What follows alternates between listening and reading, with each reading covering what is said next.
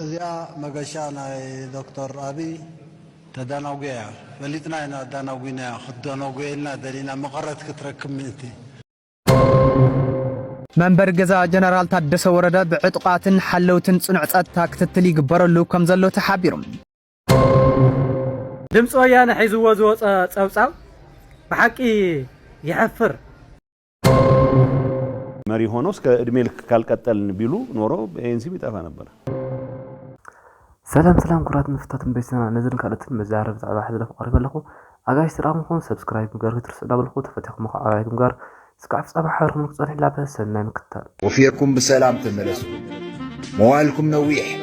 انجراكم صفيح يقبروا بر እንዳበልኩም ተሐጉሱ حساب لبكم يسمر لكم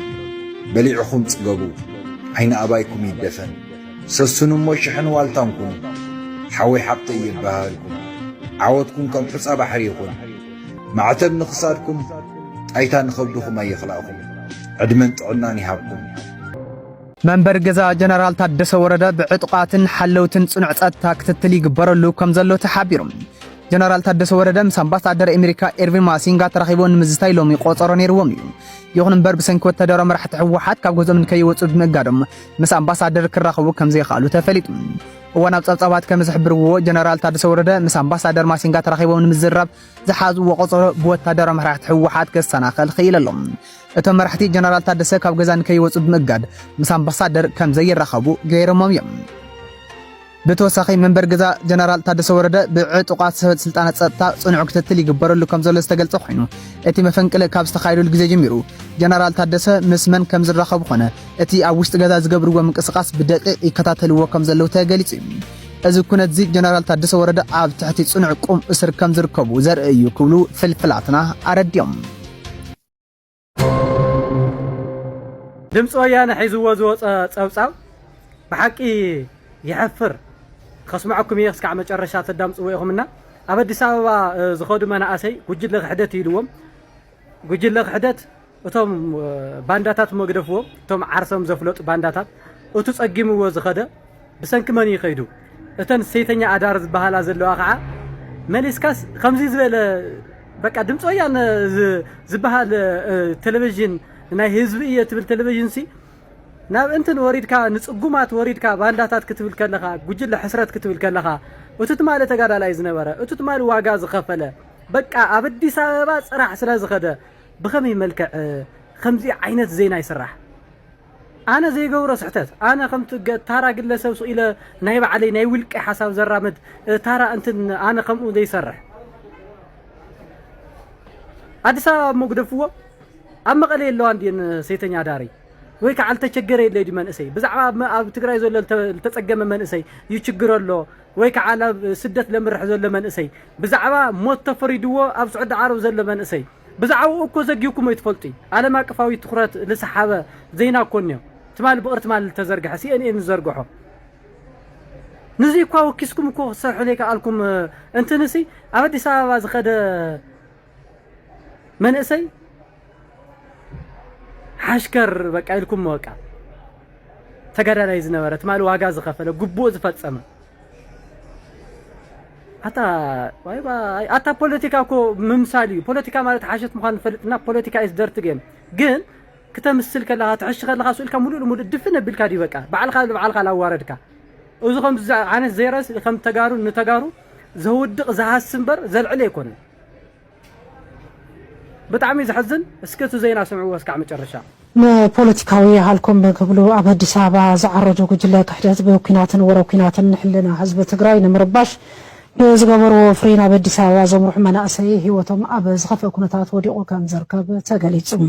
ሕዚ ኣብ አዲስ አበባ ዝርከቡ ዩቲዩበራት ውልቀ ምልካዊ አብይ አሕመድ እተን ካብ ትግራይ ዝመጻ ኣዋልድ ነብሰን ሸይጣን ይነብራለዋ እቶም ካብ ትግራይ ዝመጹ ክራይ ገዛ መገሻ ናይ ዶክተር አብይ ተዳናጉያ በሊጥና ኢና ዳናጉና ክዳናጉየልና ደሊና መቀረት ክትረክብ ምእንቲ መቀረት ካው ሐሊላ ከመየራ ወሐሊላ መቀረት ሎሚ ኣብዚ ጽርግያ ህዝቢ ዝገበሮ መግለጺ ካልእ ዘረባ ኣይድልን ወሰኹና ይድልን ናይ እንኳ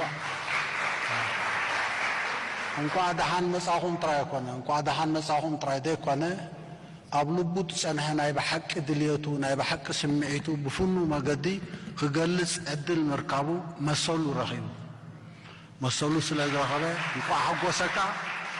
እንኳን ሓጎሰካ ነዚ ህዝቢ እዚ ንህዝቢ ኢትዮጵያ ንኽልቲኣቶም ህዝብታት እንኳን ሓጎሰኩም በዚ ኣጋጣሚ እዚ ሎሚ ህዝቢ ዝገለጾ ናይ ብሓቂ ናይ ልቡ ስምዒት ብፍኑ መንገዲ መቆጻጸሪ ዝሰኣነ ናይ ሓቀኛ መግለጺ ተርእዮ ስለ ዝኾነ ንዓና ንኹላህና ንዓይ ንዶክተር አብይ እንኳን ሓጎሰና ንኹሎም ኣብዚ ዘለዉ ኣጋይሽ ምሳና ከዓ እንኳን ሓጎሰኩም እንኳን ዝረኣኹም ናይ ብሓቂ ስምዒት ናይዚ ሃገር እንታይ ምዃኑ ርኢኹም ተደሚርና ኢና ሓደ ኮይና ኢና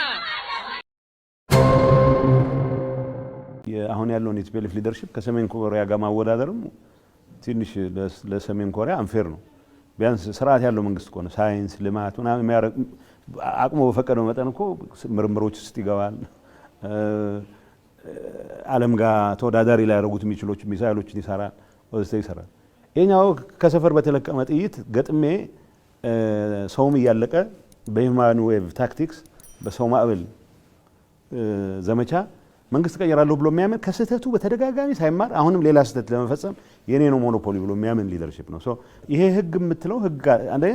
እንደዛ አይነት ህግ የማውጣት ስልጣን የለውም ሲጀመር ካሰብከው። ለምሳሌ የብልጽግና መንግስት የሾማቸው ሰዎች እስከ ሞት ይፈረድባቸዋል ይላል እኮ መሰለኝ፣ እስከ እድሜ ልክ። ሶኒ አሁን በቴክኒካሊ እድሜ ልክ እንትን አለብኝ ማለት ነው። አሁን እሱ ሲያረጉት እና ያለን እሱ አይደለም ምን ያክል የድንቁርና ደረጃ ላይ እንዳሉ ብቻ ነው የሚያሳይህ ነው። እነዚህ ሰዎች ህግ አራዊት የሚባለው ነው ያወጡት። ህግ አራዊት ነው። ሰው እንዴት አስቧል? ለምሳሌ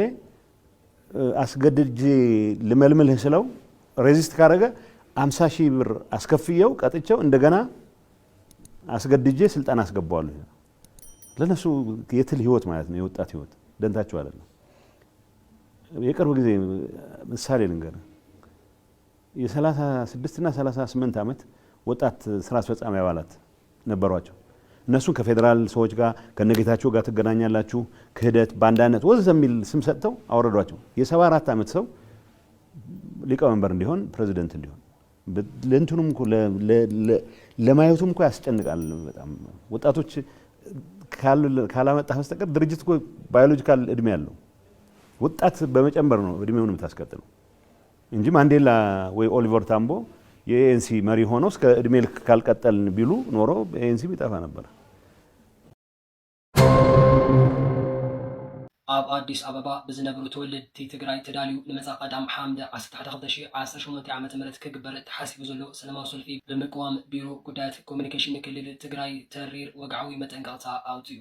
እቲ ቢሮ ካብ መቐለ ኣብ ዘውፅኦ መግለፂ ነቲ ሰልፊ ዘተሓባበሩ ዘለዉ ኣካላት ተላእኽቲ እቲ ስርዓት ዝኾኑ ተዛረብቲ ቋንቋ ትግርኛ ክብል ፀዊዕዎ። እዚ ተሓሲቡ ዘሎ ሰላማዊ ሰልፊ ብተዘዋዋሪ እቲ ኣብ ልዕሊ ትግራይ ዝግበር ዘሎ ናይ ወታደራዊ ፀጥታትን ዝድግፍ እዩ ክብል ዝኸሰሰ መንግስቲ ክልል ትግራይ ኣብቲ ሰልፊ ዝሳተፉን ዘተሓባበሩን ኣካላት ካብዚ ነውራም ተግባሮም ተቆጢቦም 2-3 ግዜ ክሓስብሉ ኣጠንቂቑ።